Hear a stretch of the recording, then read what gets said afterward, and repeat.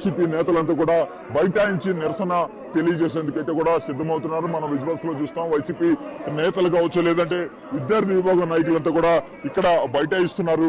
వారిని పోలీసులు ఇక్కడి నుంచి వెళ్లిపోవాలంటూ కూడా చెప్తున్నారు. వారిని అడ్డుకునే ప్రయత్నం అయితే కూడా చేస్తున్నారు. అయితే వైఎస్ఆర్సీపీ నేతలతో మాట్లాడే ప్రయత్నం మనం కూడా చేద్దాం. ఎందుకంటే వైఎస్ఆర్సీపీ నేతలు చాలా ప్రభుత్వ నిర్ణయాన్ని వ్యతిరేకిస్తూ ఈ తరహా నిరసన చేశారు. చూడొచ్చు మనం పేర్ని నాని మీద పోలీసులు తిరగబడుతున్నారు. అయితే పోలీసుల ప్రయత్నాన్ని పేర్ని నాని కావచ్చు వైసీపీ నేతలు అడ్డుకున్నారు. వీరి మీద లాఠీలు ప్రయోగించాలని పోలీసులు చూస్తున్న పరిస్థితి కనబడుతుంది. ఏదైతే నిరసన తెలియజేస్తున్న వైఎస్ఆర్సీపీకి సంబంధించిన కార్యకర్తలు వారి మీద లాఠీలు చూపించాలని పోలీసులు ప్రయత్నం చేస్తున్నారు. వారి ప్రయత్నాన్ని అయితే కూడా పేర్ని నాని కావచ్చు, అలాగే దేవినేని అవినాష్ అడ్డుకున్నారు.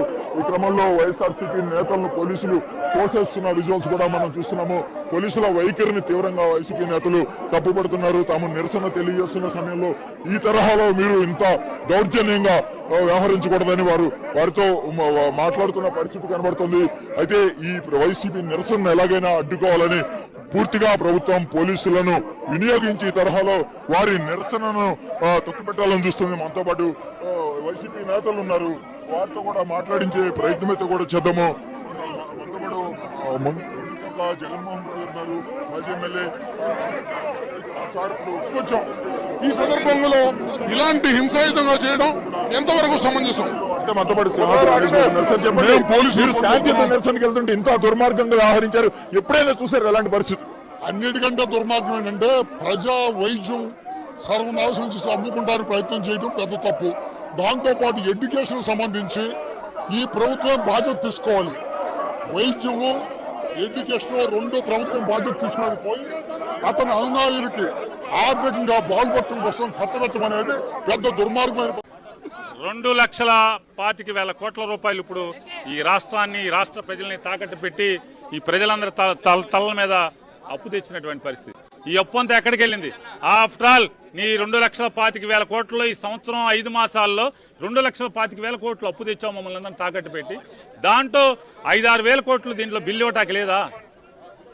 గడిచిన నువ్వేంటయా ప్రమాణ స్వీకారం చేశాక ఎక్కి ఏడ్చిందేంటయా అంటే మొట్టమొదటి సంతకం మెడికల్ కాలేజీలని నిలిపేయమని చెప్పని పెట్టని సంతకం పెట్టి కాగితాలు పంపించావు. నిజంగా నీకంటూ ఆత్మసాక్షి ఉంటే, నీకంటూ నువ్వు చేసిన ప్రమాణ స్వీకారం మీద, దేవుడి మీద చేసినటువంటి ప్రమాణ స్వీకారం నిజంగా నీ అంతరాత్మను నువ్వు ప్రశ్నించుకుంటే ఈ తప్పుడు ఈ పాపాలని నువ్వు చేయగలవా అని అడుగుతున్నాను. ఎంతసేపు పాపపు సొమ్ము కోసం డబ్బు డబ్బు డబ్బు. నీకు 75 ఏళ్ళు వయసు వచ్చింది చంద్రబాబు నాయుడు గారు. ఏం చేసుకుంటావు ఈ డబ్బు అంతా అని అడుగుతున్నాను. ఏం చేసుకుంటావు? ప్రజలకు ఆస్తి కదా కావాల్సింది.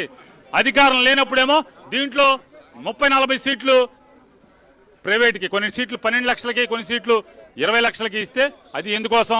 కాలేజీ నడపటానికి. ఎప్పుడు కూడా కాలేజీ నిరంతరంగా నడవటం కోసం ఆ కార్పస్ ఫండ్ కింద దాన్ని ఏర్పాటు చేసే కార్యక్రమం చేస్తే ఆ రోజున ఏం చెప్పావు? నీ కొడుకు నువ్వు కలిసి ఏం చెప్పారు? 100 రోజుల్లోపు, మేము ఎక్కిన 100 రోజుల్లోపు ఈ మొత్తం 100 ఈ పేదవాళ్ళకి ఇచ్చేట్టు మెరిట్ మీద ఇస్తామని చెప్పి ఇది కూడా ఈ రోజు కూడా అది కూడా ఇచ్చేది 12 లక్షల ఫీజు కూడా మెరిట్ మీదే. మరి 20 లక్షల ఫీజు లేకుండా మొత్తం 15,000 రూపాయలకి, 150 సీట్లని 15,000 రూపాయలకి, సంవత్సరానికి 15,000 రూపాయలకి చేస్తానని చెప్పని సిగ్గుమాలినటువంటి వాళ్ళు అధికారంలోకి వచ్చిన తర్వాత నిర్లజ్జగా వీటిని అమ్మకానికి పెట్టడం, బహిరంగంగా మార్కెట్లో సొమ్ము చేసుకున్నటువంటి దిక్కుమాలిన పనులు చేయటం, దాన్ని ఖండిస్తున్నాం. ఇవాళ